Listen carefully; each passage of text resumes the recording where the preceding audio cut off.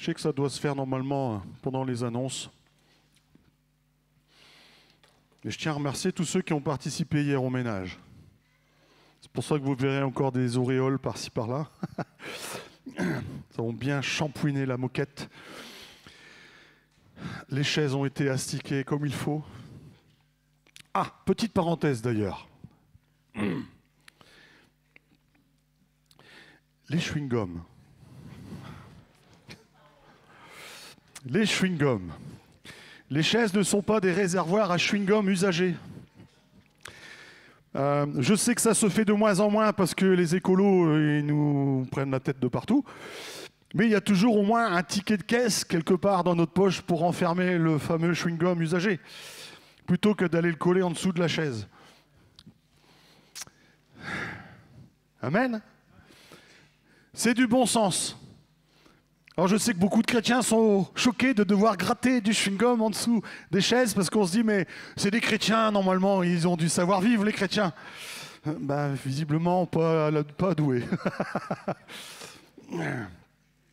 Ah non c'est vrai, pardonnez-moi, c'est juste quand il y a des visiteurs ils savent pas y mettre. Non mais sérieux quoi. Ah, il fallait que je la fasse cette petite parenthèse. Mais en tout cas, merci. J'aime trop ces journées où on peut se retrouver. Il y a une bonne ambiance de famille. On va se charrier, on va s'encourager, on va peut-être des fois se prendre un peu la tête, mais c'est une bonne ambiance. Amen.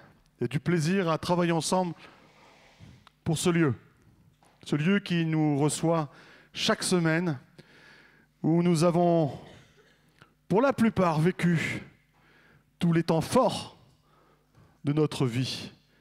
Pour la plupart, c'est ici que vous avez été baptisés. Pour la plupart, c'est ici que vous êtes mariés. Pour la plupart, c'est ici qu'on a célébré les funérailles d'un proche. Il s'est passé des temps forts dans ce lieu. À plus forte raison, en tant que corps de Christ, nous devons en prendre soin. Amen. Il y a une part de vous dans ce lieu. Amen. Gloire à Dieu. Voilà, en tout cas, voilà. Libre à toi, Célicia, après de les encourager si tu veux. Moi, c'est fait. Gloire à Dieu. J'aimerais qu'on prenne un temps pour la parole de Dieu maintenant. Le titre du message, c'est « Écoutez ma voix ». Oh, ils vont encore parler de ça.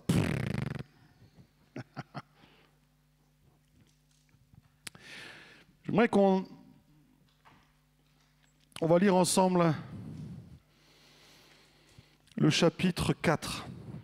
Enfin, pas tout, mais on va rester essentiellement sur le chapitre 4 du livre de Deutéronome. On va commencer par le verset 1 à 7.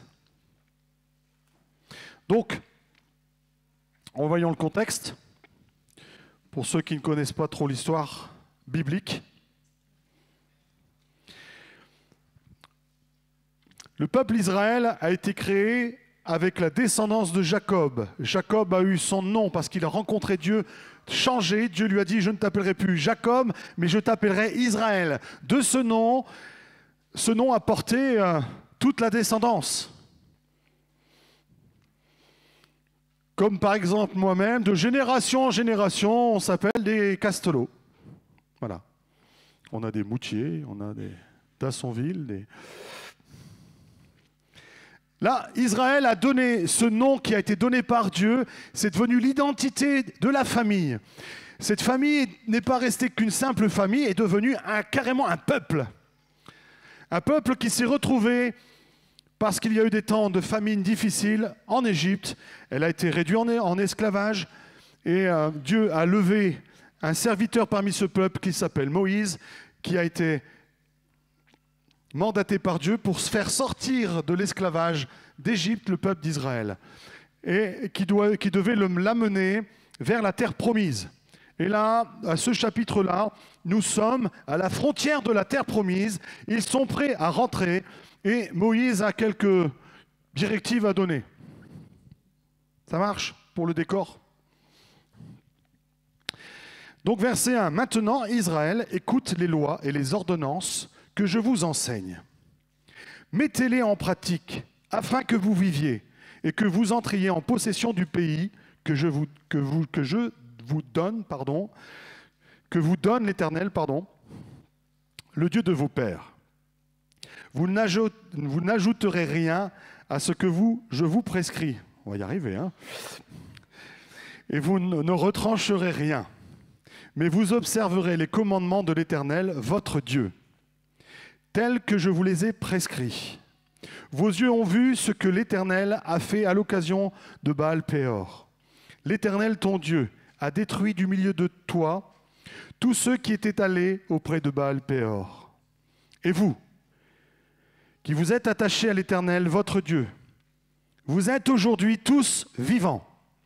Voici, je vous ai enseigné des lois et des ordonnances, comme l'Éternel, mon Dieu, me l'a commandé, afin que vous les mettiez en pratique dans le pays dont vous allez prendre possession.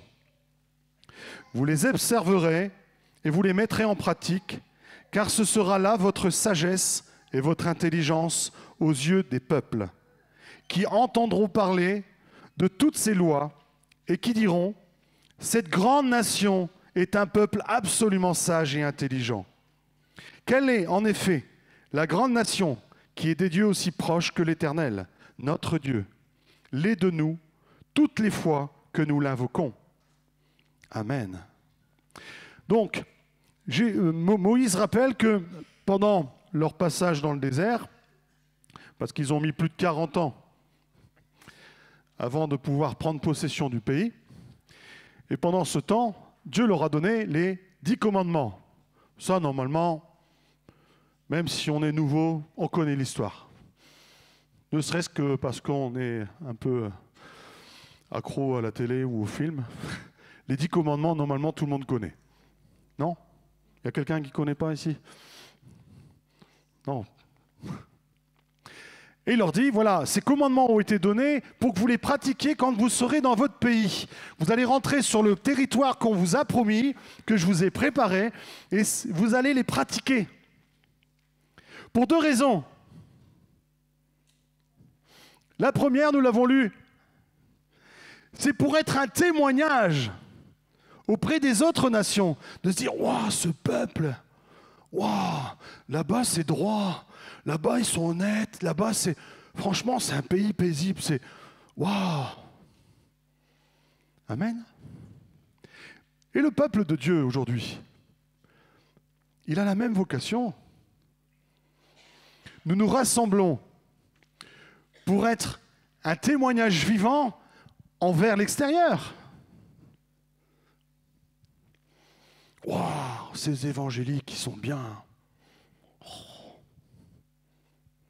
C'est pour ça qu'il est important de respecter ce que Dieu nous demande de faire.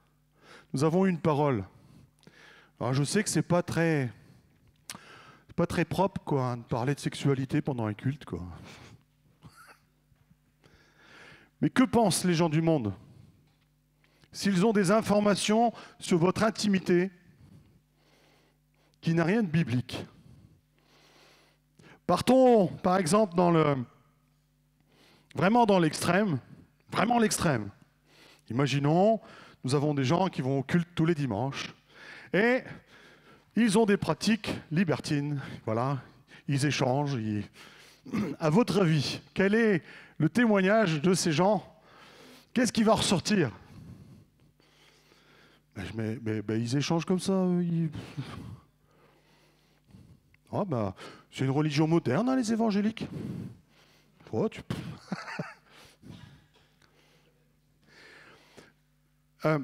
croyez-moi que les gens ne connaissent rien de la Bible. La plupart ne l'ont jamais lu. C'est le livre le plus vendu au monde. Mais ils n'y connaissent rien. En revanche, les croyances, elles ont bien été véhiculées. Ils ne l'ont peut-être jamais lu, mais ils connaissent les bases de la pratique religieuse qui a du bon sens. pour déjà avoir parlé avec des gens du monde, notamment quand on parle, je ne sais pas moi, de certains qui se disent chrétiens, mais qui ont le droit de prendre plusieurs femmes. Il y a des mouvements comme ça, hein, c'est les amis chez compagnie, là. Les Mormons. J'ai très peu pratiqué le mormonisme, hein, donc... pas du tout pratiqué d'ailleurs, rassure-toi, mais j'avais...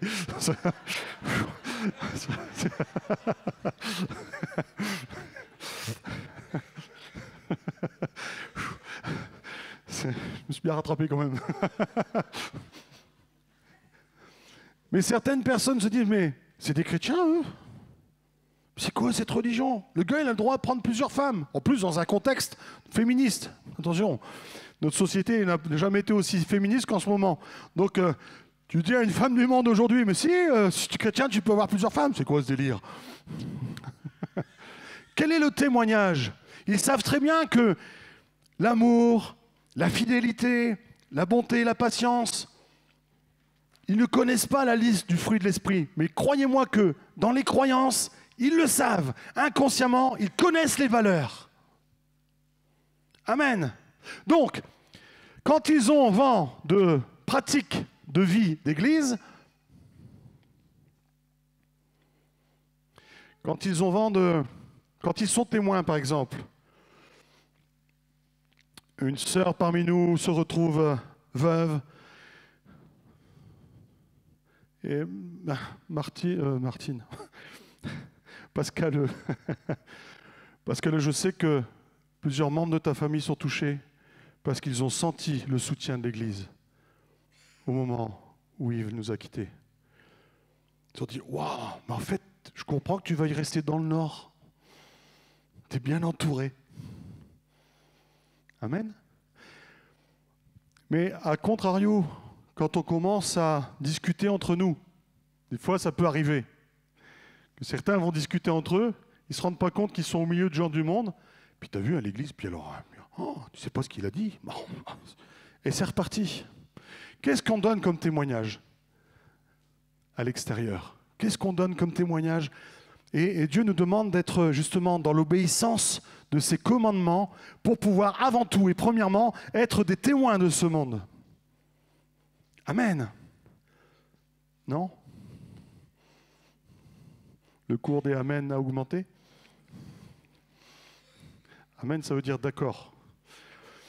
Bon, on va avancer.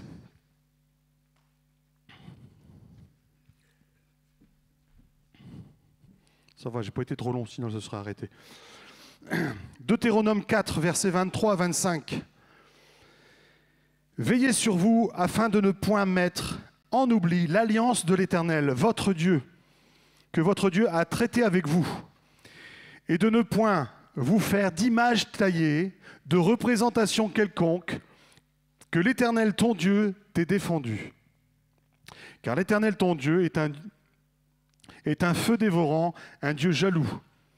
Lorsque tu auras des enfants et des enfants de tes enfants, et que vous serez depuis longtemps dans le pays, si vous vous corrompez, si vous faites des images taillées, des représentations de quoi que ce soit, si vous faites ce qui est mal aux yeux de l'Éternel, votre Dieu, pour l'irriter.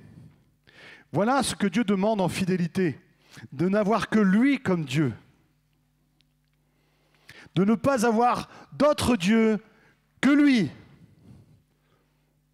C'est pour cela que nous, protestants évangéliques, nous ne nous prosternons pas devant quelconque statue. Amen. Seul le nom du Père est élevé, au nom de Jésus.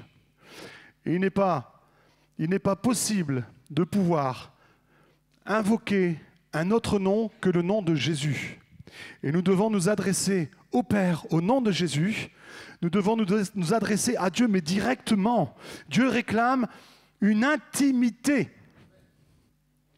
Il y a ce témoignage que nous donnons à l'extérieur aussi, parce que nous avons ce contact privilégié avec Dieu.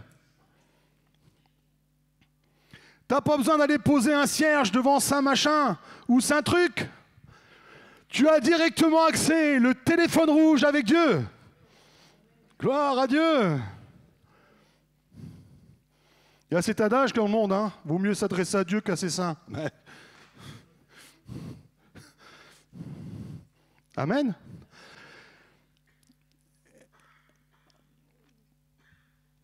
Qu'est-ce qu'on témoigne, encore une fois, dans le monde?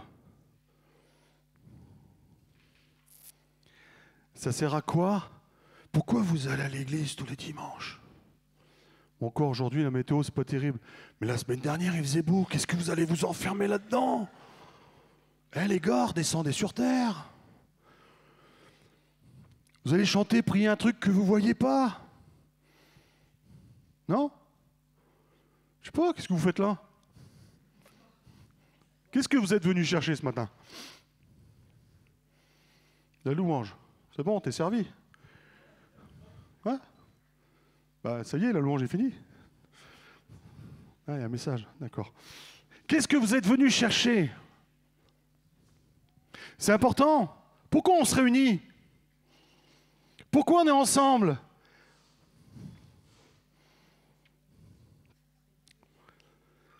Dieu est vivant. De la même manière que pendant tout ce temps de désert, Israël, on va le lire, Israël suivait une colonne de feu ou une colonne de nuée, selon qu'on était le jour ou la nuit. Mais dans cette colonne, régulièrement, ils entendaient la voix de Dieu qui parlait. C'est pour ça qu'ils suivaient parce que suivre une colonne, ou bon, on suit une colonne. Je sais qu'il y en a qui sont adeptes d'aller chercher, on appelle ça les chasseurs de tornades. Dès qu'il y a une tornade, ils courent après. Je ne sais pas pourquoi. La course après le vent. Mais là, ils entendaient la voix de Dieu. Amen. On va le lire. C'est pour ça que Moïse les encourage.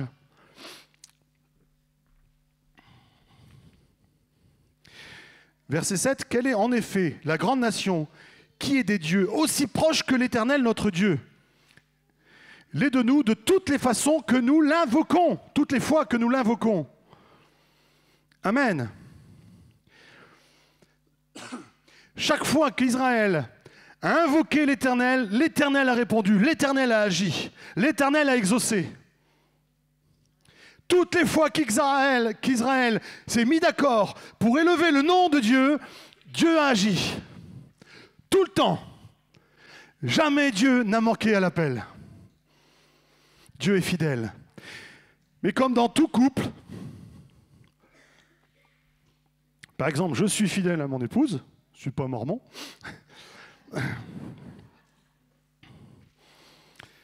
J'attends en retour qu'elle soit fidèle. Amen. Ça va, t'es pas mormone?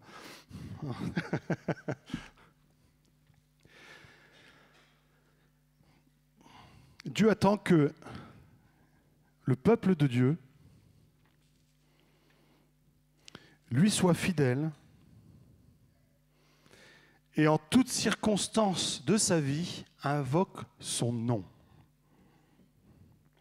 Je suis souvent étonné d'être appelé pour certains problèmes, qu'on me demande la prière, ou à un frère, ou à une sœur, peu importe, et de voir que cette personne n'a pas une seule fois prié pour son problème.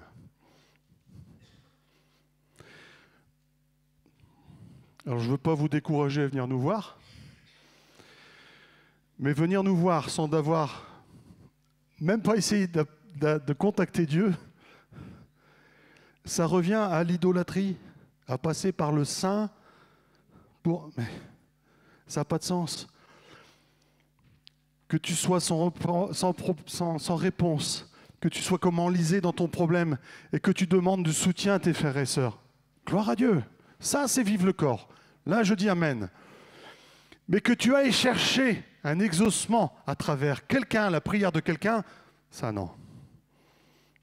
Ça n'est pas ce que Dieu veut. Dieu veut une relation intime avec chacune d'entre vous. Amen.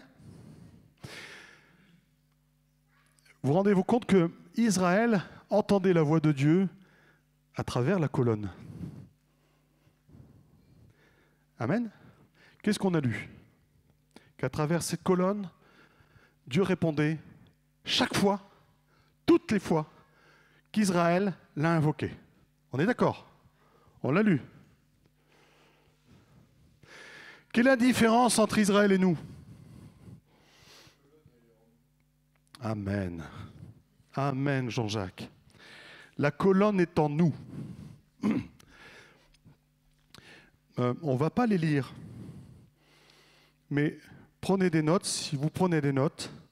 Romains 8, 9. Jean 14, 16, 17.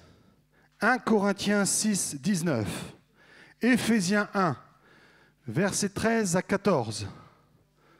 Je lis trop vite? Romains 8, 9. C'est bon ça? Gloire à Dieu. Jean 14, 16, 17. 1 Corinthiens 6, 19. Ouais, c'est Corinthiens. Tu mets un corps. 1 Corinthiens 6, 19. Éphésiens 1, versets 13 à 14. C'est bon?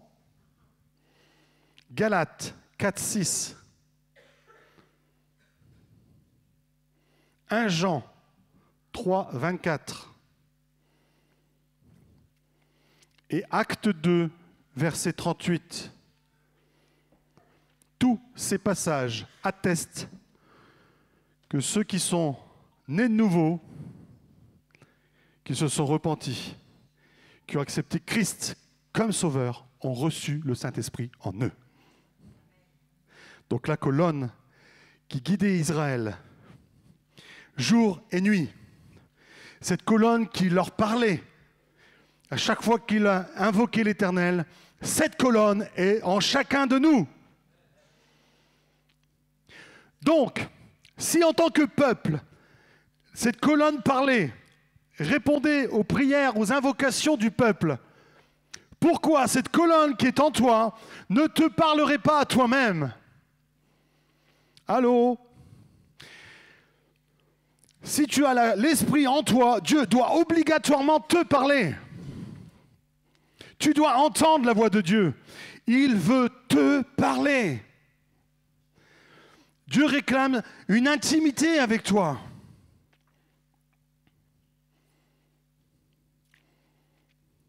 Je vois des têtes convaincues.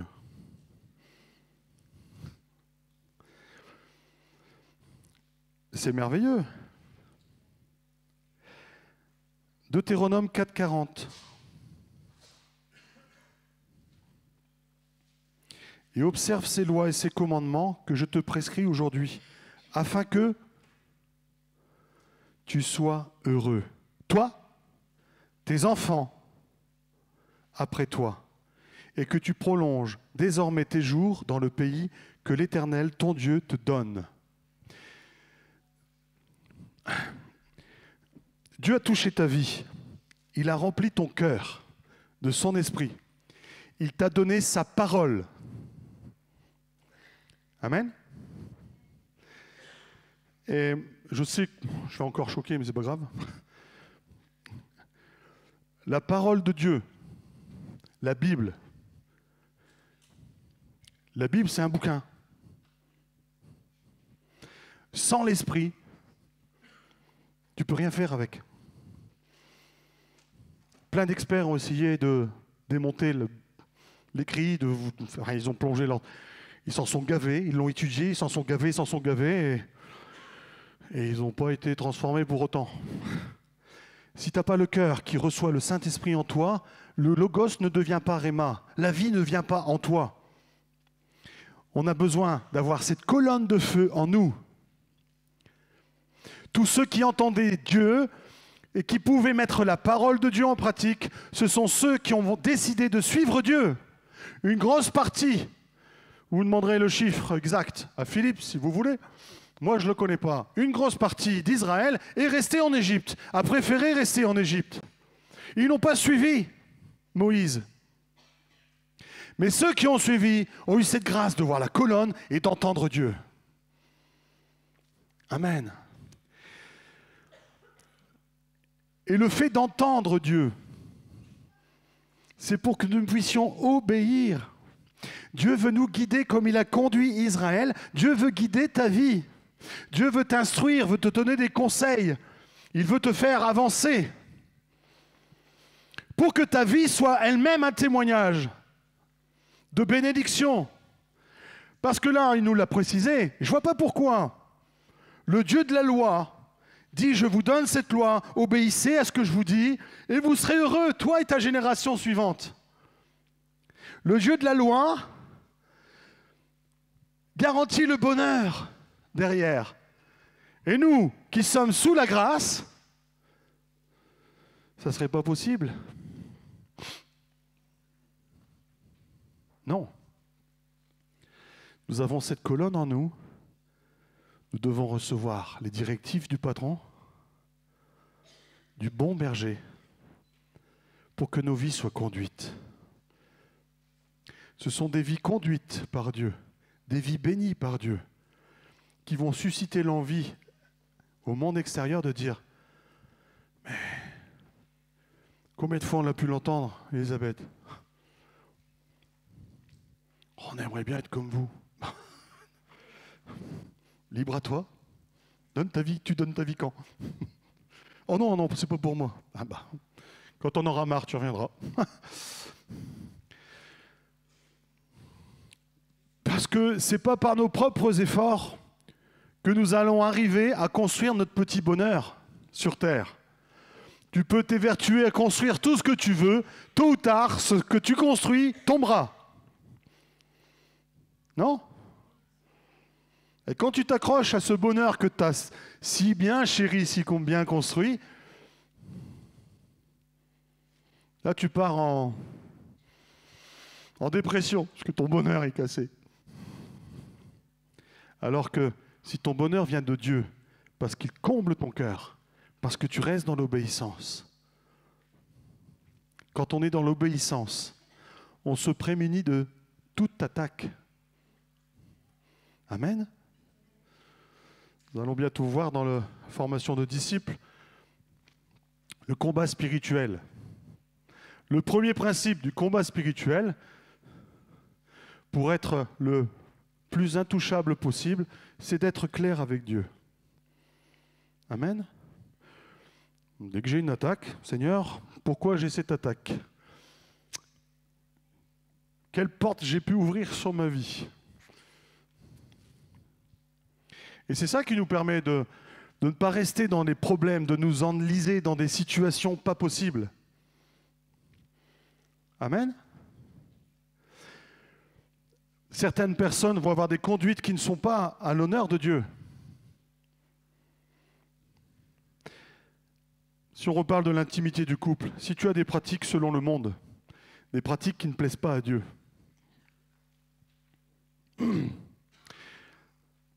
est-ce que tu permets à Dieu de pouvoir bénir ton couple ? Pourtant, j'ai prié. Oui, mais tu es toujours dans la désobéissance de ce que Dieu prescrit. Si par exemple, un des deux couples, un des membres du couple est dans l'adultère, tu peux toujours prier pour que le Seigneur bénisse ton couple.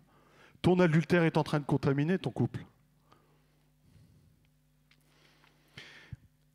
Et ton adultère est en train de poser une opprobre même sur ta génération. Quand on reste, par exemple, enlisé dans un péché, bien souvent, vous n'avez qu'à remarquer,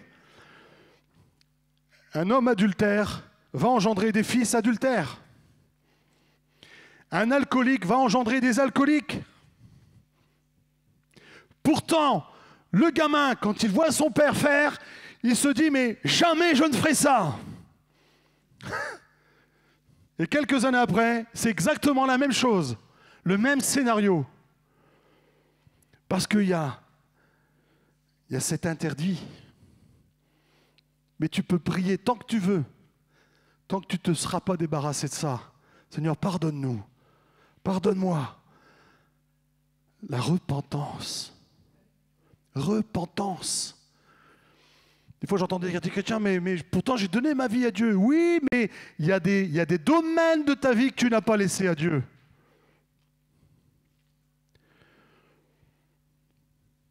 Ça, je veux bien que tu contrôles, mais ça, non. Et après, tu reproches à Dieu que toute ta vie n'est pas bénie.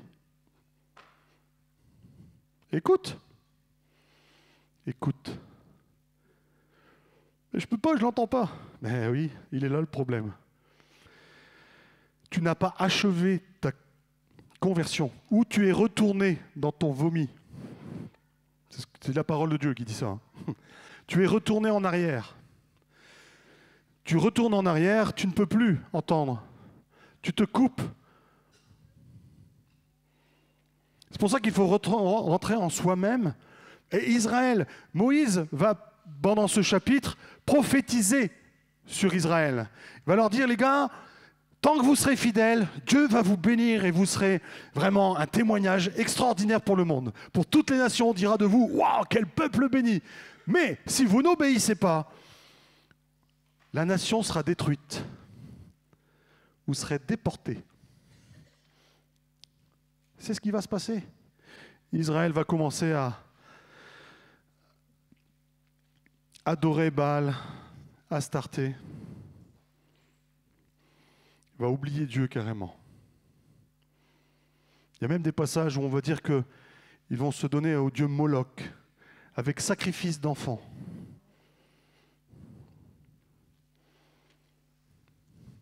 Oui. Quand on n'est pas dans l'obéissance, alors qu'on a été élu. C'est vrai quand on dit on ne peut pas perdre son salut. Théoriquement, non. Tous ceux qui sont dans ma main, rien ni personne ne pourra les ravir de ma main. Théoriquement. Amen. On est d'accord là-dessus? Mais si tu restes dans la désobéissance, si tu prends ton salut au-dessus de la jambe et que tu continues à vivre comme bon te semble, à ton avis, est-ce que la fidélité de Dieu va rester collée à ta vie? Allô? Revenons sur l'intimité des couples. Comment tu peux appeler la bénédiction sur ta vie, toi, jeune couple, qui te prépare à te marier, si tu consommes déjà avant le mariage? Il y a des couples qui ont du mal à démarrer leur vie maritale. Mais je ne comprends pas, pourtant, on a Dieu, quoi.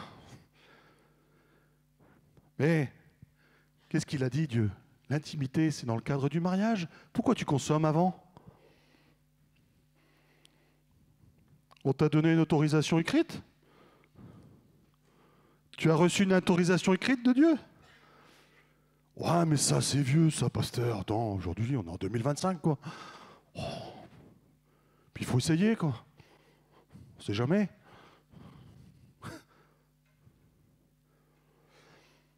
C'est ton choix. Mais ne reproche pas à Dieu de ne pas pouvoir bénir ton couple après. Dieu te donne des recommandations. Souvent, on dit commandement. Normalement, la vraie traduction de commandement, c'est recommandation. C'est des conseils que Dieu te donne, des directives. Allez-y, mais si vous faites ça, vous serez bénis. Tu ne les fais pas, tu es libre. J'ai mis devant vous la vie et la mort. Choisissez la vie. Amen. Amen, André? Amen. Mais c'est hyper important. Vous comprenez que parfois, quand on n'écoute pas Dieu, il y a des choses, Dieu n'a pas besoin de nous les dire. Aimez-vous les uns les autres, par exemple. Pardonnez-vous, pardonne à ton prochain. Dieu n'a pas besoin de te le dire. C'est écrit je ne sais pas combien de fois dans la Bible. Là, c'est écrit. Tu as reçu l'Esprit pour pouvoir obéir à ce qui est écrit. Donc pratique. Amen. Il est écrit que Dieu nous donne le vouloir et le faire. Donc je décide d'être chrétien, je décide de marcher en nouveauté de vie. Ma chair me dit non, c'est pas possible, tu pourras jamais. Non. Eh bien si. Parce que ma chair a été clouée avec Christ sur la croix et c'est mon esprit qui commande maintenant. Paul va préciser que la chair a des désirs contraires à l'esprit. Si tu écoutes ta chair, tu vas faire tout ce que Dieu te demande de ne pas faire. Si tu écoutes ton esprit, là tu vas te conduire et tu vas avoir les agissements que Dieu te demande d'avoir. Écoutez-moi, dit l'Éternel, écoutez Dieu, écoutez-le. La colonne est en vous. Vous avez cette capacité. Donc Seigneur, là où je ne suis pas, où je ne me sens pas au clair avec toi, mais viens me le montrer, donne-moi la capacité de me renouveler. Seigneur, je te demande pardon. Là, c'est vrai que j'ai pas été... Je te demande pardon. Amen. Il y a toujours moyen, tant qu'on est sur cette terre, de repartir en arrière et de demander pardon. Amen. À moins que Dieu lui-même vienne mettre une malédiction sur ta vie, c'est extrêmement rare. Bibliquement, ils sont très peu. Hein. Saül, je me repens de l'avoir mis comme roi. Le gars, à la place de l'onction royale, il s'est retrouvé possédé. Ananias et Saphira, il y a quelques cas comme ça. Mais connaissant Dieu, Dieu n'est pas venu leur foudroyer la tête d'une seconde à l'autre. Dieu est lent à la colère. Il prend le temps de te reprendre, de te reprendre, de te reprendre, de te Mais c'est hallucinant la patience de Dieu, la compassion qu'il a pour chacune de nos vies. Mais il est évident qu'à un moment donné, quand on arrive au bout de la patience, parce qu'elle a beau être longue, à un moment donné, on arrive au bout de la patience de Dieu, blom, Dieu met un mur. Amen.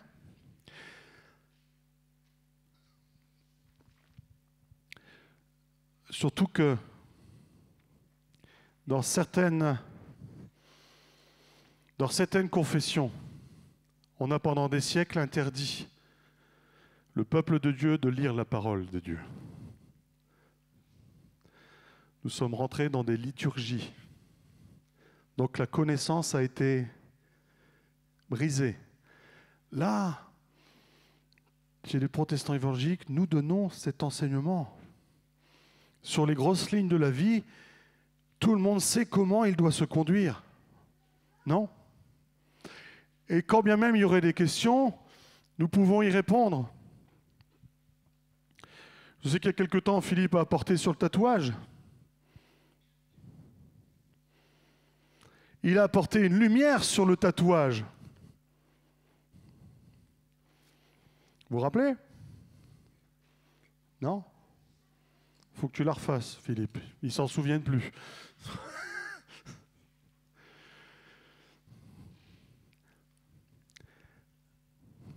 Quand on a un enseignement qui est donné, quand l'enseignement est clair, net, précis, pourquoi discuter derrière ? À plus forte raison, quand l'enseignement est en train de retentir dans ton cœur, il y a la colonne en toi qui te dit « Écoute ce que je suis en train de te dire à travers le serviteur là. Écoute, c'est pour toi. » Quand le Saint-Esprit est en train de te parler, tu le sais, tu le sens. Ça s'adresse à toi. Toi là, toi, obéis. Mais bien des fois, non. Je me sens pas bien, Non, je me sens pas bien. T'as pas de carence en quoi que ce soit, t'as une carence en obéissance. Et en écoute de Dieu. Où en est ton ouïe ? Est-ce que ton cœur est disposé à entendre ? Surtout que Dieu prend toujours le bon soin de prendre le canal qu'il te faut pour te faire comprendre.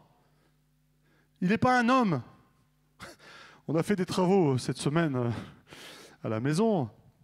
J'avais Mathias et Thibaut pour me donner un coup de main. Thibaut est en train de couper la porte. On devait débiter une porte de grange. Et à un moment donné, j'ai dit, faut bien que tu fasses où je te dise pour pas tomber dans les clous. Sinon, ta tronçonneuse, elle va dégager. Et il y a eu un moment de bug. Je disais à Thibaut, regarde sur le côté, au 3e bout de bois, tu coupes à partir de ce moment-là. Et je voyais Thibaut qui regardait au-dessus. J'ai dit, Thibaut, regarde sur le côté. Et Thibaut regardait au-dessus. Thibaut, s'il te plaît. Je me retourne, je regarde à Mathias, je fais, tu vois, je comprends pas pourquoi on me comprend pas. J'ai eu la même chose hier, pendant que je parlais à une jeune, je lui donnais... Et j'ai appelé Manu, je disais, mais Manu, Donc, alors, que moi, je suis un très mauvais canal de communication. Gloire à Dieu. Mais votre bug ne tiendra pas devant Dieu. Devant les hommes, on peut se dire, ouais, mais l'autre, franchement, il parle comme un manche, comment tu qu'on se comprenne? Quoique dessus, côté...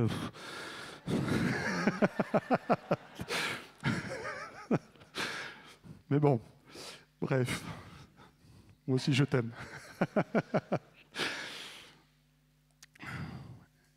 Dieu, lui, sait comment te parler. Dieu sait comment il va te dire la chose. Et tu ne peux pas dire, j'ai pas compris, Seigneur. Tu ne peux pas dire ça à Dieu. Ça, non, tu ne peux pas. Parce que Dieu, il va prendre encore la manière encore plus audible pour que tu le comprennes. Et tu ne pourras pas insister à Dieu, non, j'ai pas compris. Je ne savais pas. Hein, il ne fallait pas coucher avant le mariage. Oh, bah, ça n'a jamais été clair. Tu sais, on n'a jamais trop parlé de ça à l'église. Je prends cet exemple, hein, parmi tant d'autres. Il y a tant de cailloux qui sont mis sur notre chemin que notre chair voit d'avance et se dit, ah, Satan met tellement d'obstacles pour nous faire tomber, pour nous couper de cette relation à Dieu, de cette intimité à Dieu. Or, si Dieu nous appelle, avant tout, c'est pour avoir cette relation intime avec nous. Et pas juste 3 heures par semaine, mais toute notre vie. Il veut te parler pour que tu lui obéisses. Afin que tu sois heureux. Qui veut être heureux dans sa vie? Ben les gars, obéissez. C'est dans l'obéissance qu'on reçoit la bénédiction. Il n'y a pas d'autre chemin. Amen. J'ai commencé à quelle heure? Il faut que je fasse attention parce que Philippe est en train de véhiculer un mauvais message dans l'église, comme quoi c'est moi qui prêche le plus long.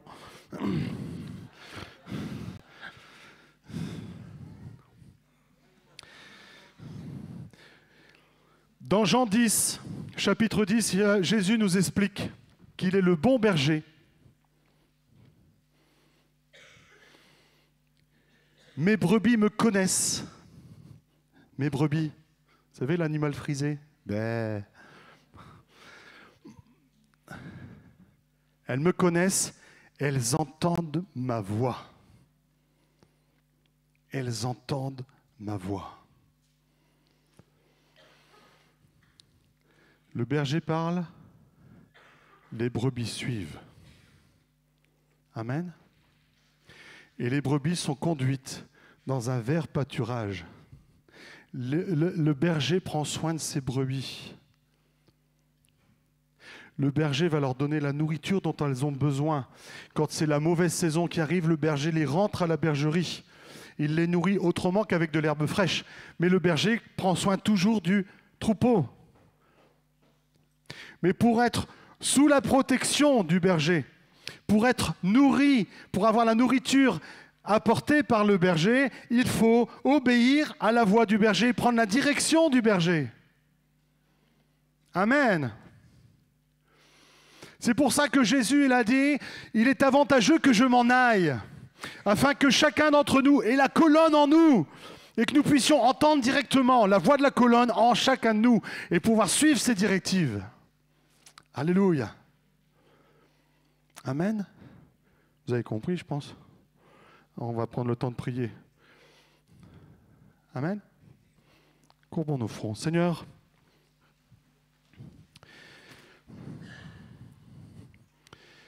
Père, je veux te louer et te rendre grâce pour les temps que nous vivons. Je te loue pour ce qui s'est passé